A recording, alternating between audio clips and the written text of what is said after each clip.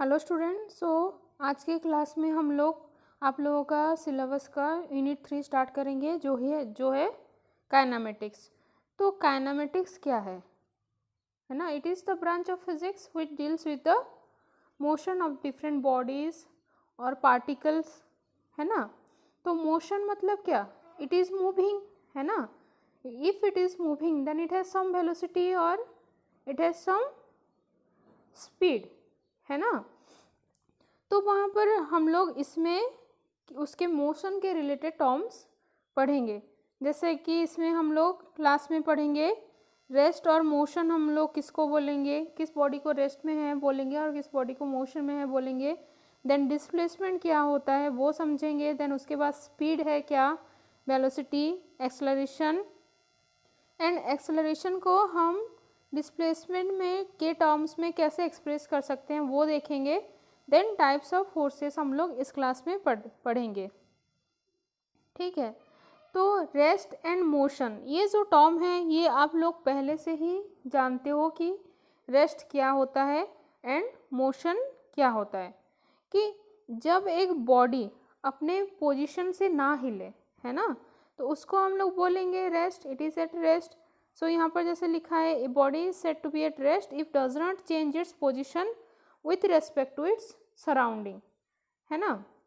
तो यहाँ पर हम लोग एक चीज़ ध्यान रखना है कि हम लोग यहाँ पर एब्सोल्यूट रेस्ट के बारे में बात नहीं कर रहे हैं, ठीक है ना। कोई भी सराउंडिंग के हिसाब से अगर कोई बॉडी मूव कर रहा है तो मूव नहीं कर रहा है तो हम लोग उसे बोलेंगे that it is at rest. उसी तरह हम लोग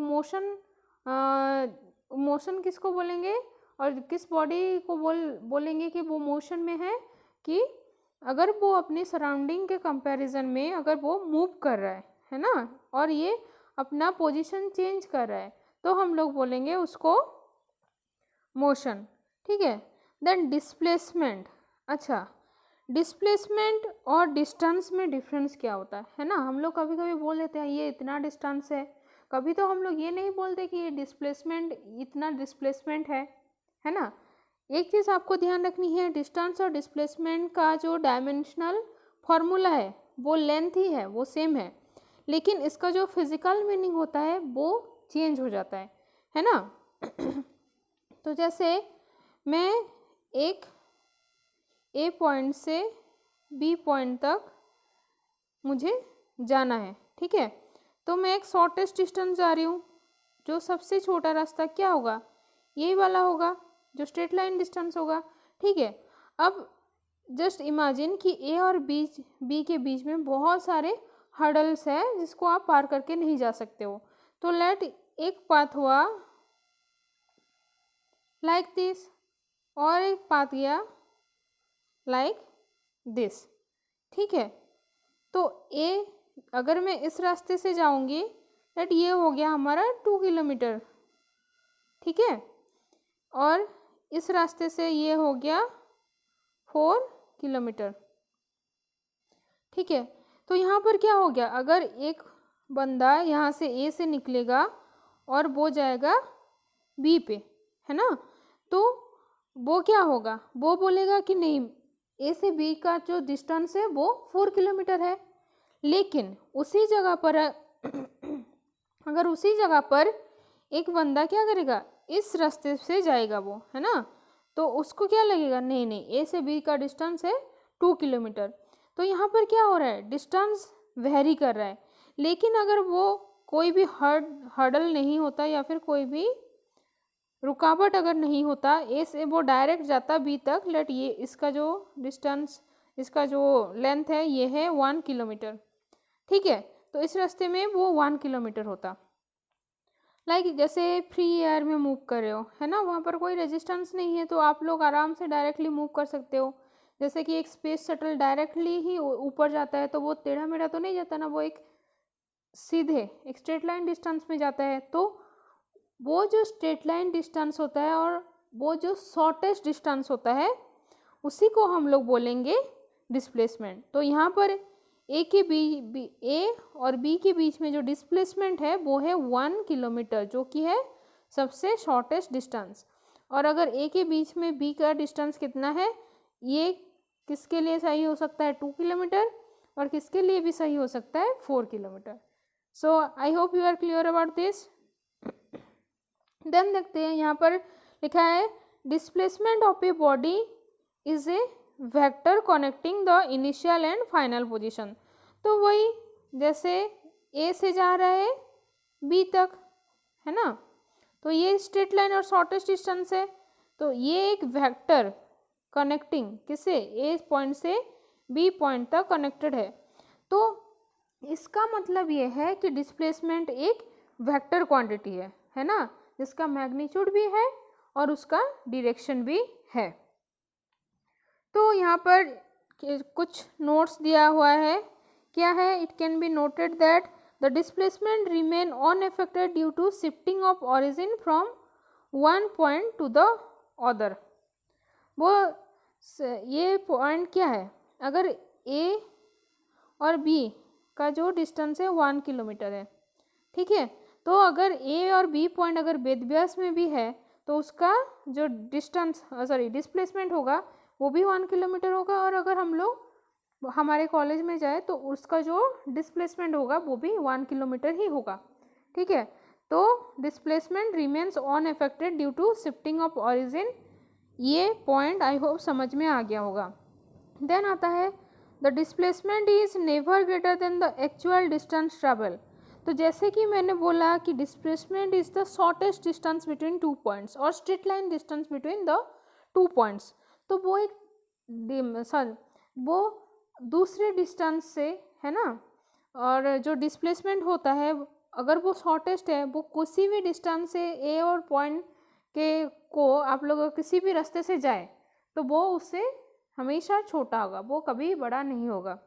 then the displacement can have positive, negative और ज़ीरो वैल्यू, ठीक है। तो यहाँ पर पॉजिटिव डिस्प्लेसमेंट क्यों बोला गया, ये हम लोग थोड़ा देखते हैं।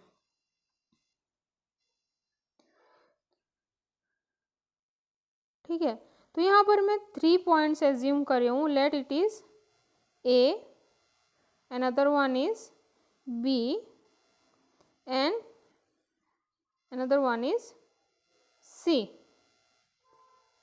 ठीक है।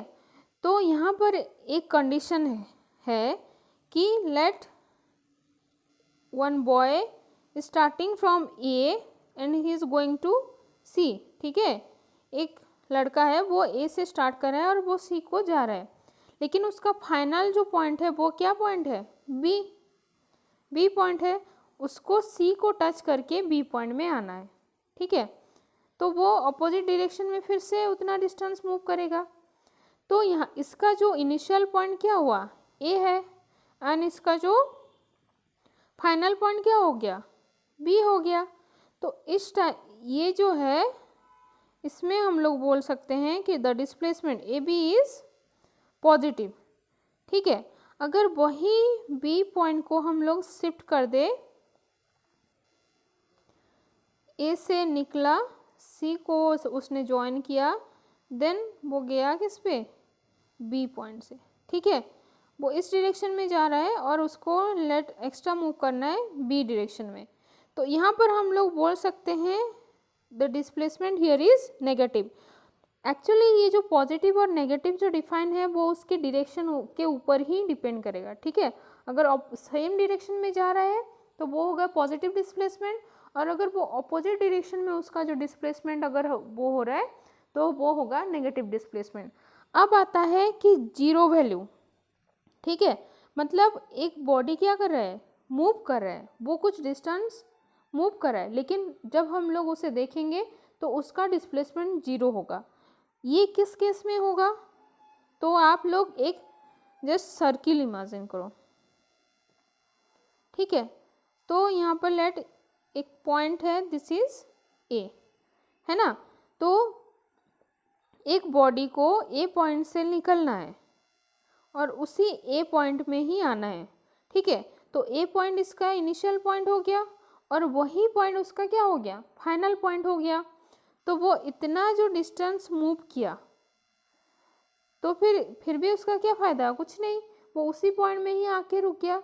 तो यहाँ पर आप लोगों का जो डिस्प्लेसमेंट होगा और जो initial point two final point का जो लेंथ होगा वो क्या होगा, वो होगा 0, और इनिशियल पॉइंट से फाइनल पॉइंट तक जो वेक्टर क्वांटिटी होगा वो होगा एक नॉल वेक्टर, ठीक है। लेकिन वो डिस्टेंस कितना मूव किया है, पूरा जो सर्किल के सर्कमफेरेंस के समान, है ना।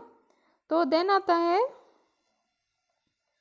The displacement has unit of length. तो ये मैं आप लोगों को बोल चुकी हूँ कि डिस्प्लेसमेंट लेंथ में मापा जाएगा। देन आता है स्पीड, है ना। तो हम लोग क्या पढ़े, एक पढ़े डिस्प्लेसमेंट, ठीक है। देन और एक चीज़ हम लोग पढ़े क्या, डिस्टेंस, है ना। तो डिस्प्लेसमेंट जो है वो शॉर्टेस्ट डिस्टेंस है, और जो स्ट्रेट लाइन डिस्टेंस है, और जो डिस्प्लेसमेंट है वो है, और डिस्टेंस क्या हो सकता है, डिस्टेंस कोई भी पाथ हो सकता है, वो जो कि इनिशियल पॉइंट से फाइनल पॉइंट को ज्वाइन कर सकता है, लेकिन वो ज़रूरी नहीं है कि वो स्ट्रेट लाइन हो, है ना। तो यहाँ पर स्पीड क्या है, तो आप लोग जैसे बोलते हो कि आप लोग गाड़ी में जा रहे हो, ठीक है, यू आर रनिंग, और आप लोग एक बाइक में जा रहे हो, तो आप लोग बोलते हो कि बाइक का 60 किलोमीटर पर आवर है, ठीक है। लेकिन जब कोई एरोप्लेन जा रहा है, या फिर कोई रॉकेट हो, या फिर कोई स्पेसशिप जा रहा है, तो वहाँ पर क्या बोला जाता है, वहाँ उसका स्पीड मेंशन नहीं होता, वहाँ पर वो मेंशन होता है वेलोसिटी, इसका वेलोसिटी इतना था, ठीक है। या फिर अगर कोई कॉमेट गिरता है अर्थ के सरफेस में, या फिर कोई भी प्लैनेट्स के सरफेस में, तो वहाँ पर स्पीड क्या बोला, वो स्पीड नहीं बोला जाता, वहाँ पर बोला जाता है दैट इज़ द वेलोसिटी। तो हम लोग वेलोसिटी बाद में देखेंगे, अब आते हैं स्पीड पे। तो speed of a body is defined as the distance cover by the body in 1 second, ठीक है। तो यहाँ पर एक पाथ है, लेट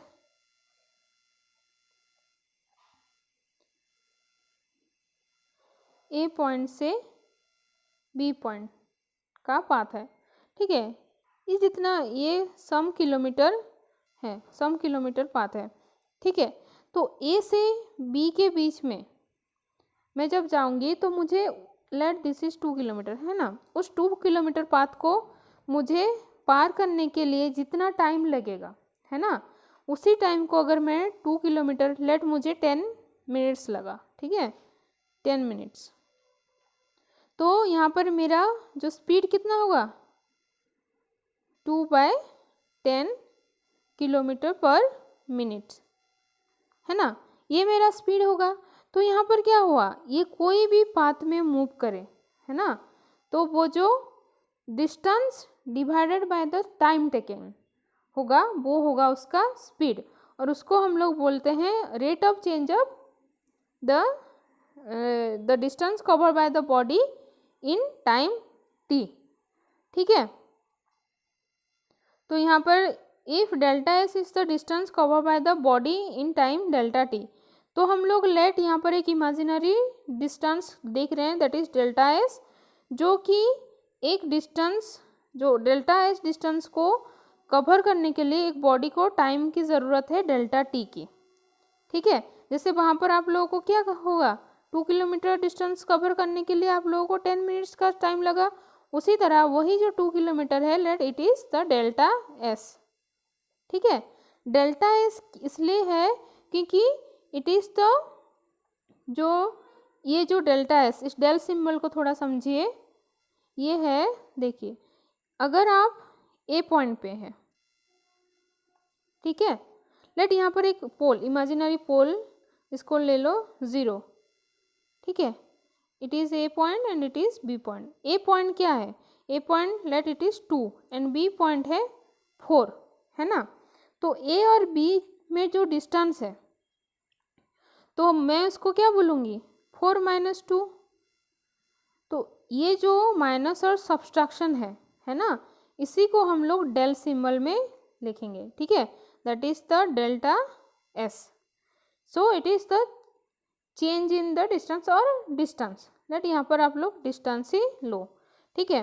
तो जो एवरेज स्पीड होगा, है ना, तो एवरेज स्पीड क्या होगा, इसका एवरेज स्पीड होगा the distance cover by the body divided by the time taken to cover the certain distance. ठीक है, तो वो होगा आप लोगों का एवरेज स्पीड। तो कभी कभी होता है कि यहाँ पर दिया गया है क्या, first according to the definition the speed of body is defined as distance covered by the body in 1 second. 1 second में वो डिस्टेंस जितना कवर कर रहा है उसी को उस बॉडी का स्पीड बोल सकते हैं। तो लेट अगर ये जो चेंज इन टाइम है ना, वो चेंज इन टाइम अगर 0 के इक्विवेलेंट होगा और वेरी नेग्लिजिबल होगा, है ना, तो इसको हम लोग बोलेंगे इंस्टैंटेनियस स्पीड, है ना। तो अगर वो जो चेंज इन टाइम वो नेग्लिजिबल होगा तो उसी को हम लोग डिफाइन कर सकते हैं इंस्टैंटेनियस स्पीड। और उसी को अगर हम लोग मैथमेटिकली लिखेंगे कि लिमिट डेल टेंड्स टू 0, कि इसका लिमिटेशन क्या है, जब टाइम इज टेंड्स टू 0 और जब टाइम इज नेग्लिजिबल, तब ये फार्मूला आप लोगों का होगा it is the differentiation of the displacement with respect to the time और rate of change of displacement, इसको हम लोग बोलेंगे। ठीक है, तो ये हो गया इंस्टैंटेनियस। आप लोग अच्छे से ही ध्यान देना है कि इंस्टैंटेनियस स्पीड का फॉर्मूला क्या है और एवरेज स्पीड का फॉर्मूला क्या है। ठीक है, अगर आप लोग एवरेज स्पीड अगर आप लोगों को निकालना है तो 2 पॉइंट्स का डिस्टेंस को सबट्रैक्ट करके उसी के जो टाइम इंटरवल का डिस्टेंस, टाइम इंटरवल का जो सब्सट्रैक्शन होगा उसको अगर आप डायरेक्टली डिवाइड कर दोगे तो आप लोगों को मिल जाएगा एवरेज स्पीड। और इंस्टैंटेनियस अगर स्पीड निकालना है आप लोगों को डेरिवेटिव फॉर्म में करना पड़ेगा। ठीक है, so you need to know the derivative part.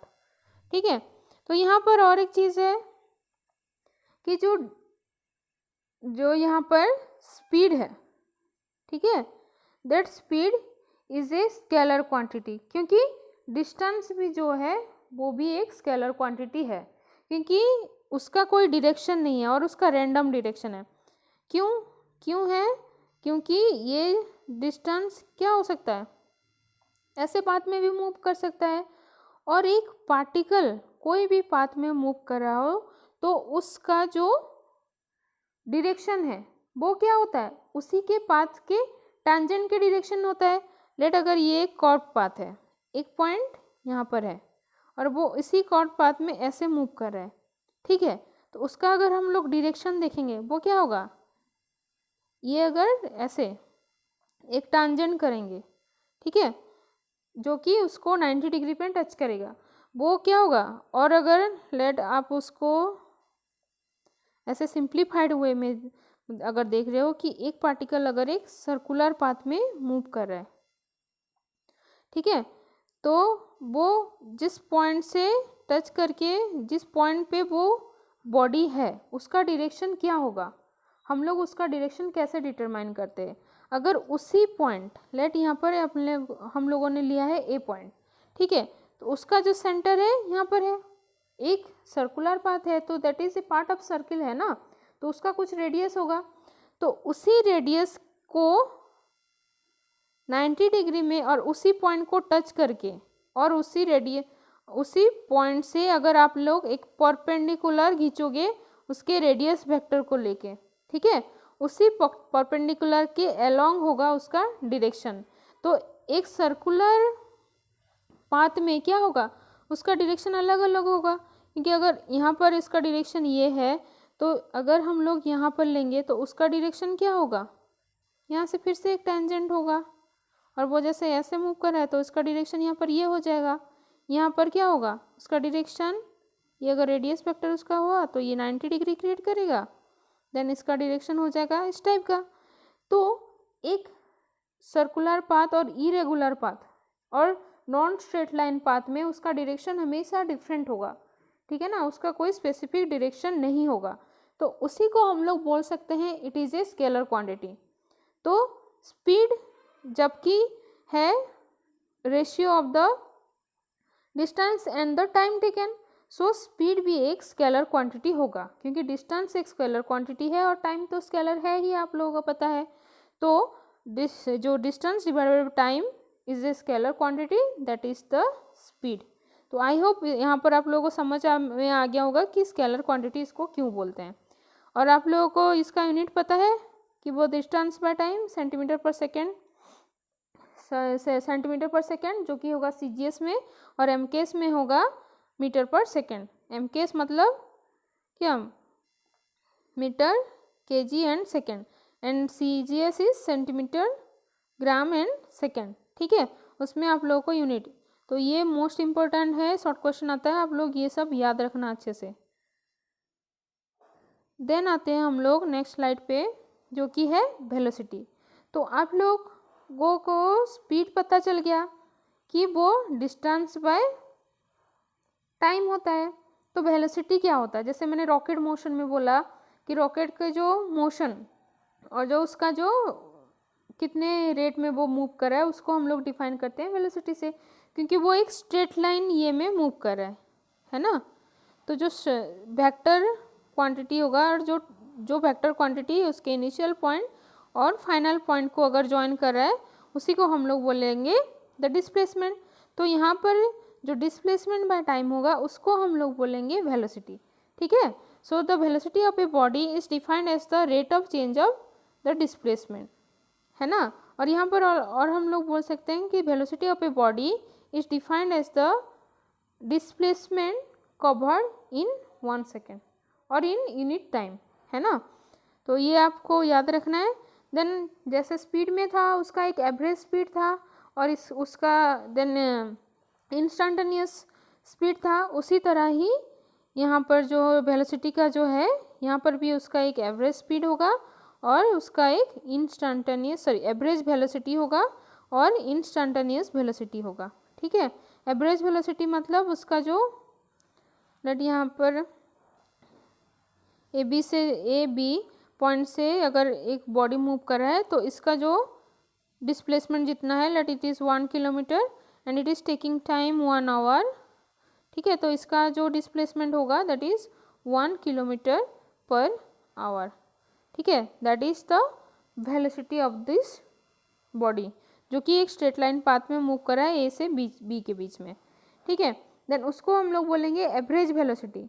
तो उसी तरह जैसे इंस्टेंटेनियस स्पीड था, यहाँ पर क्या होगा जब उसका change in time very negligible होगा।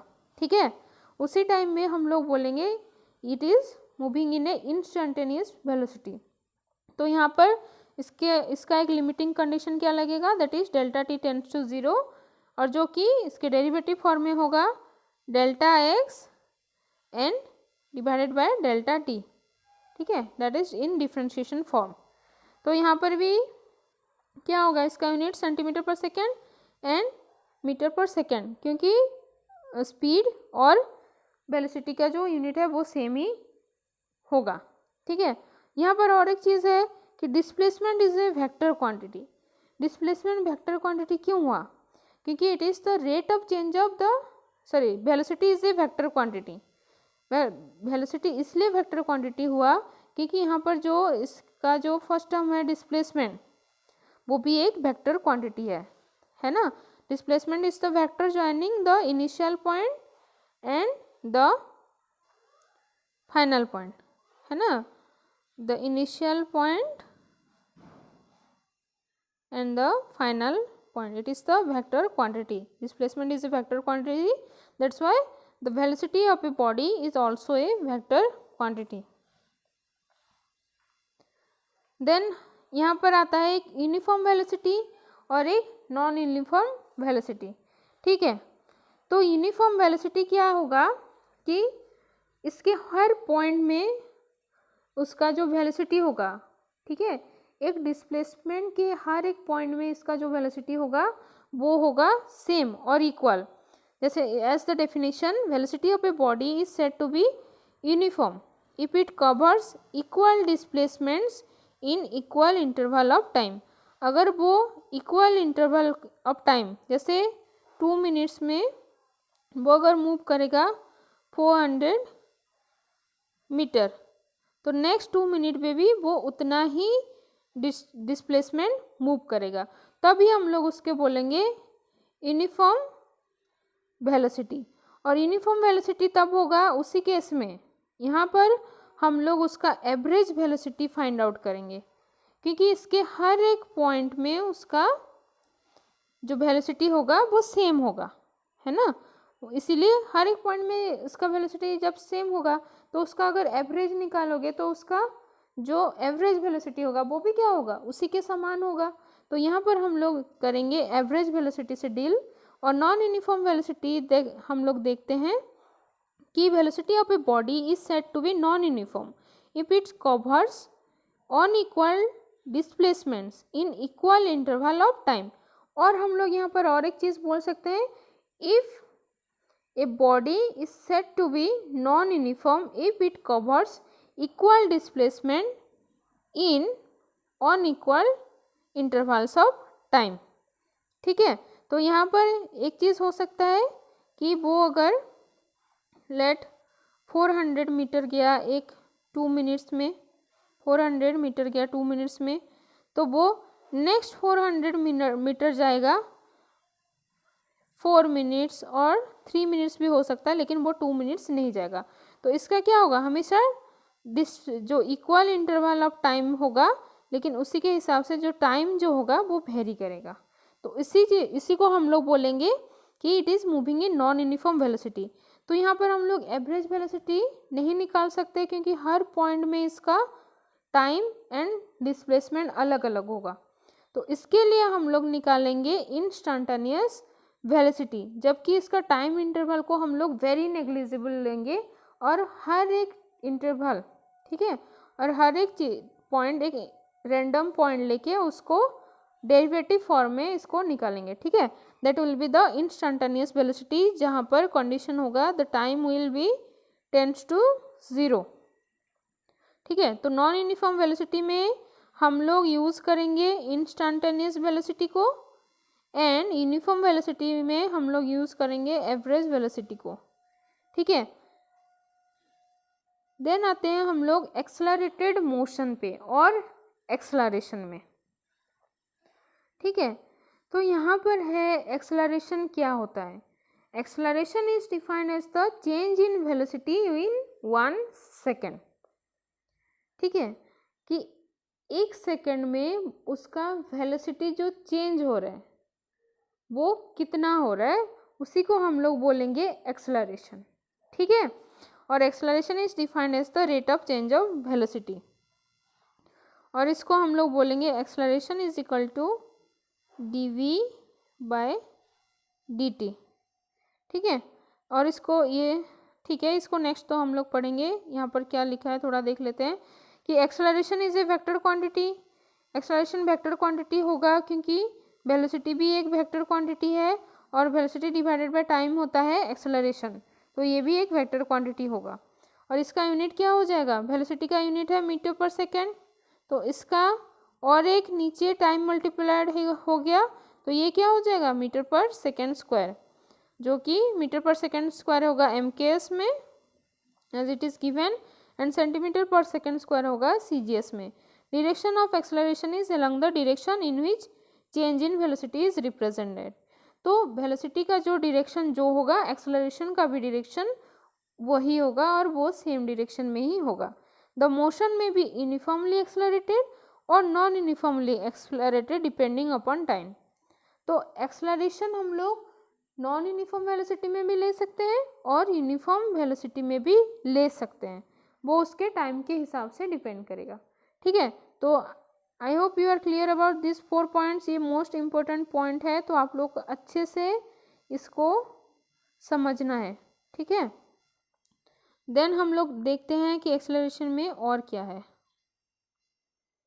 तो जैसे यूनिफॉर्म वेलोसिटी एवरेज वेलोसिटी था, उसी के हिसाब से यूनिफॉर्म एक्सेलरेशन भी होगा और नॉन यूनिफॉर्म एक्सेलरेशन भी होगा।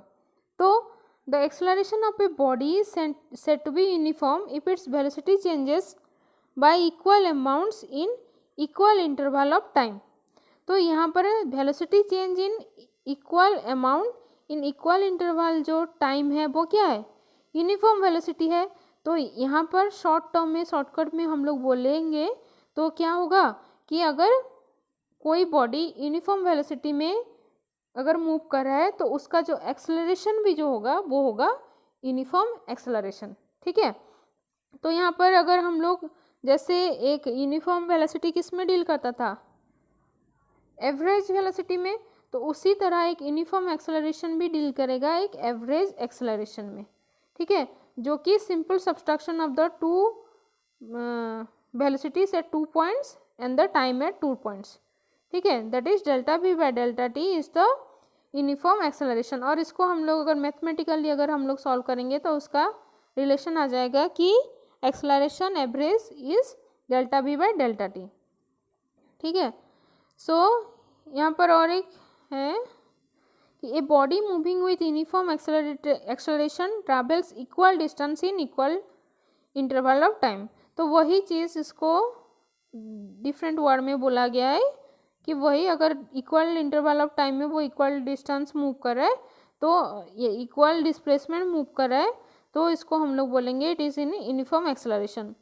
तो उसी के हिसाब से नॉन यूनिफॉर्म एक्सेलरेशन हम लोग किसको बोलेंगे कि जब वो बॉडी नॉन यूनिफॉर्म वेलोसिटी में मूव करे और जब वो unequal amounts of displacement move करा है इक्वल इंटरवल ऑफ टाइम में, ठीक है। So the acceleration of a body is said to be non uniform if it's velocity changes by unequal amounts in equal interval of time. Then आता है if, यहाँ पर हम लोग वैसे डील करेंगे इंस्टेंटेनियस एक्सेलरेशन पे, है ना। If delta we is the change in velocity of a body in time interval delta t second, the instantaneous acceleration of a body is defined as limit delta t tends to 0, और जब time limit negligible होगा तब हम लोग बोलेंगे it is in non uniform acceleration, और जिसका हम लोग डेरिवेटिव फॉर्म में उसको एक्सप्रेस कर सकते हैं कि a vector is d b by d t, ठीक है। तो यहाँ पर भी वही चीज़ सेम दोहराया गया है। देन हम लोग आते हैं कि acceleration in terms of displacement क्या होगा, है ना। तो पहले ही मैंने जैसे बोला था कि वेलोसिटी क्या होता है, डिस्प्लेसमेंट बाय टाइम। तो यहाँ पर हमने इंस्टेंटेनियस वेलोसिटी इंस्टेंटेनियस एक्सेलरेशन को लिया है। तो वेलोसिटी अगर होगा डिस्प्लेसमेंट बाय टाइम, तो एक्सेलरेशन क्या है, d v by d t, और वेलोसिटी बाय टाइम। तो यहाँ पर जो वेलोसिटी है उसको हम लोग यहाँ से लेके उठा के यहाँ पर डाल देंगे, तो इसका जो एक्सप्रेशन आ जाएगा क्या, एक्सेलरेशन इज डेरिवेटिव और rate of change of the velocity, so D by d T of D x by d t. तो इसको अगर हम लोग सिंप्लीफाई करेंगे तो एक्सेलरेशन हम लोग मिल जाएगा डी स्क्वायर भी डिवाइडेड बाई डी भी डी टी स्क्वायर। तो ये चीज़ आप लोगों को याद करनी है if you need to do the numericals, और जो न्यूमेरिकल प्रॉब्लम्स होगा तो आप लोगों को ये सब डाल के निकालना है। So you need to remember all this formula, समझने के साथ साथ आप लोगों को ये याद भी करना पड़ेगा, ठीक है। So the acceleration is known as second order derivative of the displacement. यहाँ पर जो स्क्वायर है, ठीक है, आप लोग मैथ में पढ़ोगे डिफरेंशियल इक्वेशन में कि अगर d x by d t, तो इसका ऑर्डर क्या है, इसका ऑर्डर है 1। तो देन और एक मैं अगर लिखूँगी d square x by d t square, तो इसका ऑर्डर है 2। सिमिलरली अगर ये d n x divided by d t to the power n है, तो इसका ऑर्डर है एन, ठीक है। तो इसका जो पावर होगा वो जितना होगा वो ही उसका ऑर्डर होगा। तो यहाँ पर क्या है, 2 पावर है, दैट इज सेकेंड ऑर्डर, है ना। तो acceleration is known as the second order derivative of displacement, यही इसीलिए बोला गया है। So I hope you are clear about this. ये आप लोगों का 2 मार्क्स के लिए आ जाएगा, ठीक है। ये क्वेश्चन जनरली आता है फॉर 2 मार्क्स। तो ओनली मैथमेटिकल एक्सप्रेशन है, तो ये आराम से आप लोग कर सकते हो, ठीक है। तो ये इम्पोर्टेंट है। देन आते हैं हम लोग फोर्स पे, ठीक है। तो हम लोग फोर्स किसे बोलेंगे, हम लोग कोई भी बॉडी जब तक हम लोग उससे क्या करेंगे, आप लोग अपने टेबल पे स्टडी टेबल पे एक पेंसिल रख दो, ठीक है, वो तब तक मूव नहीं करेगी आप लोग जब उसको थोड़ा सा धक्का नहीं दोगे, है ना। तो फिजिक्स के टर्म में उसी जो धक्के को आपने जो उस पेंसिल को थोड़ा धक्का दिया उसी को ही आप लोग बोलोगे कि I have applied some force on the pencil, है ना। तो यहाँ पर हम लोग फोर्स को कैसे डिफाइन कर सकते हैं? Force is defined as the push और pull which produces or tend to produce, destroy or tend to destroy motion in a body। कोई भी मोशन जनरेट करे या फिर कोई भी मूविंग बॉडी को अगर वो रेस्ट कर दे, उसको करने के लिए हम लोगों को सम एक्सटर्नल फोर्स अप्लाई कर, एक्सटर्नल सम मूवमेंट करना पड़ेगा, है ना, और एक्सटर्नल एक्ट करना पड़ेगा, और जो वो एक्ट को वो हम लोग बोलेंगे that is the force applied on that body. ठीक है, तो वही है तो यहाँ पर it is the basic cause of motion. तो अगर हम लोग जब उसको कोई फोर्स नहीं देंगे तब तो वो मूव नहीं करेगा या फिर वो रेस्ट में नहीं आएगा, तो इसीलिए वो मोशन में है या फिर रेस्ट को उसको लाने के लिए हम लोग को कुछ चीज़ें देना पड़ेगा, that is called the force, है ना। So it is the basic cause of motion. तो यहाँ पर हम लोग आते हैं और हम लोग थोड़ा देखेंगे that is the contact force and non contact force. तो जनरली यहाँ पर हम लोग डिवाइड किए हैं force is 2 types as given here, लेकिन हाँ कि नॉन कॉन्टैक्ट फोर्स के अंदर भी there are different kinds of forces, है ना, तो उसको भी हम लोग थोड़ा लाइट अप करेंगे। तो कॉन्टैक्ट फोर्सेस क्या है? There are the forces which come in to play due to actual contact between the source and the object. तो आपने जैसे उस पेंसिल को टच किया, है ना, तभी वो मूव कर पाए, तो हम लोगों ने क्या उसका एक फिजिकल कांटेक्ट हम लोगों ने प्रोवाइड किया, तो उसी की वजह से वो मूव कर पाया।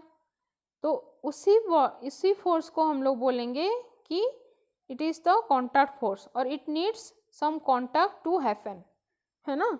सो इसी को हम लोग बोलेंगे कांटेक्ट फोर्स। तो इसके एग्जाम्पल है अप्लाइड फोर्स, जो आपने फोर्स अप्लाई किया उस पेंसिल पे या फिर कोई धक्का दे रहा है, उसी को हम लोग बोलेंगे अप्लाइड फोर्स। देन आता है फ्रिक्शनल फोर्स। तो फ्रिक्शनल फोर्स आप लोग नेक्स्ट पढ़ोगे फिजिक्स में कि अगर दो बॉडीज़ अगर अपने कांटेक्ट में हैं तो उसके मोशन, एक बॉडी के मोशन को दूसरा बॉडी अपोज करता है ना, तो उसी टाइम एक फोर्स जनरेट होता है, उसको हम लोग बोलते हैं फ्रिक्शनल फोर्स। ठीक है, देन आता है एयर रेजिस्टेंस, है ना, कि कोई भी बॉडी अगर हम लोग मूव करेंगे, मतलब अगर मैं एक बॉल एयर में थ्रो कर रही हूँ, एट सम पॉइंट क्या होगा, वो रुक जाएगा, वो तो हमेशा इन्फिनिट के लिए मूव नहीं करेगा। वो किस लिए रुकेगा? क्योंकि इट हैज़ सम रेजिस्टेंस, कोई चीज़ इसको रोक रहा है, that resistance is called air resistance. और एयर रेजिस्टेंस भी एक फोर्स है जो कि उस बॉल के मोशन को डिस्ट्रॉय कर रहा है। ठीक है, देन वो क्या हुआ, उसके कांटेक्ट में आया वो एयर पार्टिकल्स क्या हुआ, उस बॉल के पार्टिकल्स से बॉम्बार्डेड हुआ, तो एक कांटेक्ट हुआ, इसीलिए एयर रेजिस्टेंस भी एक कांटेक्ट फोर्स है। देन आते हैं हम लोग नॉन कांटेक्ट फोर्स, कि कोई भी फिजिकल टच ना होके अगर कोई चीज़ दूसरे बॉडी पे अपना इन्फ्लुएंस जाहिर कर रही है, ठीक है, और अपना थोड़ा फोर्स वो लगा रही है, अपना एक इन्फ्लुएंशियल फोर्स दूसरे बॉडी पे वो विदाउट टच अप्लाई कर पा रही है, उसी को हम लोग बोलेंगे नॉन कांटेक्ट फोर्स। जैसे कि अर्थ के चारों तरफ मून मूव कर रहा है, तो अर्थ क्या है, अर्थ तो फिजिकली कॉन्टैक्टेड नहीं है मून से, वो एक ग्रेविटेशनल पुल और ग्रेविटेशनल फोर्स की वजह से जो मून है वो अर्थ के चारों तरफ मूव कर रहा है ना। तो विदाउट एनी फिजिकल कॉन्टैक्ट वो एक फोर्स अप्लाई कर रहा है दूसरे बॉडी पे, अर्थ एक फोर्स अप्लाई कर रहा है मून पर, तो वही एग्जाम्पल है ग्रेविटेशनल फोर्स का।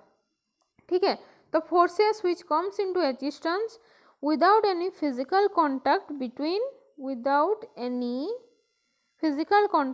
The bodies, these forces are due to some inherent characteristic. उसके अंदर एक कैरेक्टरिस्टिक की वजह से वो एक ऐसी फील्ड जनरेट कर रहा है जहाँ पर वो विदाउट कॉन्टैक्ट दूसरे बॉडी पे अपना जो अस्तित्व है वो जाहिर कर पा रहा है। ठीक है, तो इसमें हम लोग एग्जाम्पल ले सकते हैं ग्रेविटेशनल फोर्स का, जैसे मैंने एग्जाम्पल, and electric force is also a non contact force. Then आता है मैग्नेटिक फोर्स, है ना। अगर आप दूर दूर एक मतलब पावरफुल मैग्नेट्स को रख दो तो वो दूर से ही अपना एक फोर्स, उसको एट्रैक्टिव फोर्स हो या फिर रिपल्सिव फोर्स हो, वो जनरेट करेगा दूसरे मैग्नेट पे और मैग्नेटिक सब्सटेंस के ऊपर, है ना, without any physical contact, that is generating some force field, है ना। तो मैग्नेटिक फोर्स भी एक नॉन कॉन्टैक्ट फोर्स है। तो I hope you are clear about the force.